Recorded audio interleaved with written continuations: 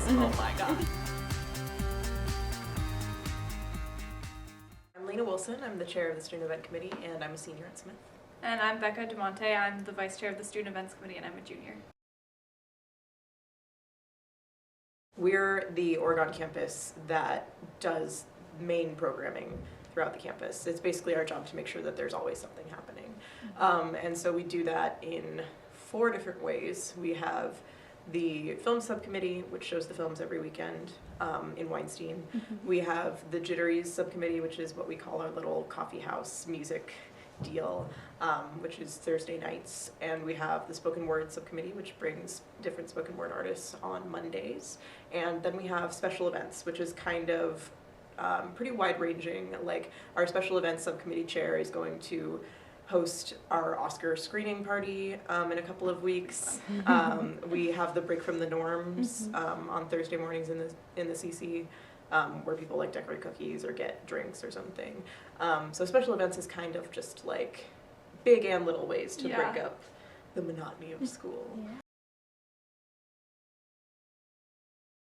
We sent her a request the Friday before the Emmy Awards, and we were like hoping, because we weren't sure if she was going to win an Emmy, but she was nominated and we were thinking she might, and so we sent out the request on Friday. She won the Emmy Sunday night, and we heard back from her like a week later, which was really great because I'm sure she got a lot more requests after the Emmys. We just heard sort of this general consensus that a woman of color like needed to come and be a prominent speaker on Smith's campus, and just like given some of the issues with campus climate recently, we like totally agreed.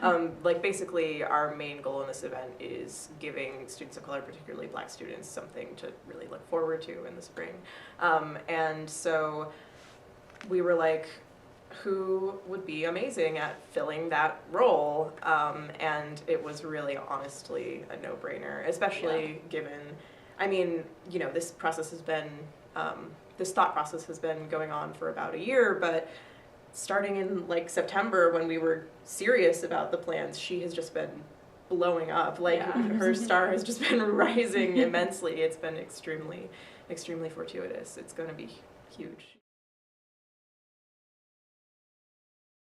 I said I wanted to know if she binge watched anything, and if she does, what is it? Because we were all like, does she do normal things? I mean, she's a human being, so of course she does. So we wanted to know what else she was binge watching besides How to Get Away with Murder.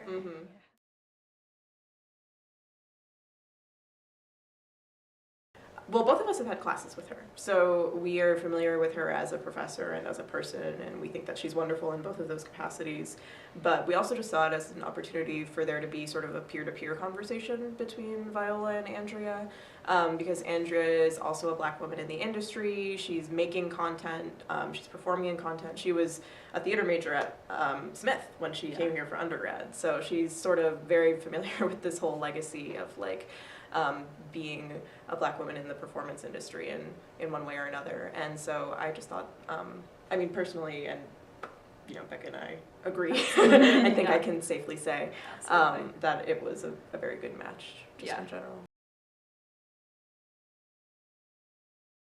So I think turnout is going to be really crazy since we've sold out JMG. I mean, because fire hazards, we can't like bring anybody in. It has to be people sitting. We can't have people standing. So I think it's going to be really crazy. I'm interested and sort of nervous to see the line because I think the line's going to be really long because people are going to want to get really good seats. And as for audience interaction, she actually is leaving right after the performance, so she won't be able to talk to people, and there aren't going to be pictures allowed. But what's really exciting is that there's going to be an opportunity for students to ask Viola questions, and we're going to have some kind of like submission form up on the website so students can submit their questions to Viola ahead of time, and then we'll select a couple of those, and Andrea will ask those at the end of the presentation. So we're really excited to debut that next week. I think it's mostly focusing on like representation of women and Black women in media, and so sort of a behind the camera and in front of the camera focus on those things. Going back to like why was she perfect for this campus, I mean, I think we had an inkling that she had a lot of excellent things to say about that, but ever since we booked her, she's just been publicly saying them more things, like more and more, and it's just been incredible to watch, knowing that we'll get to see it live. I've seen stuff on social media about how like people are viewing this as like their commencement speaker. Yeah. Essentially, like seniors are really that invested in this, and that means a great deal to me as a programmer and also just as a student at Smith. Like having seen some of the very like fraught issues that like Black students in particular have to deal with here and like are going largely unaddressed by the administration until very recently.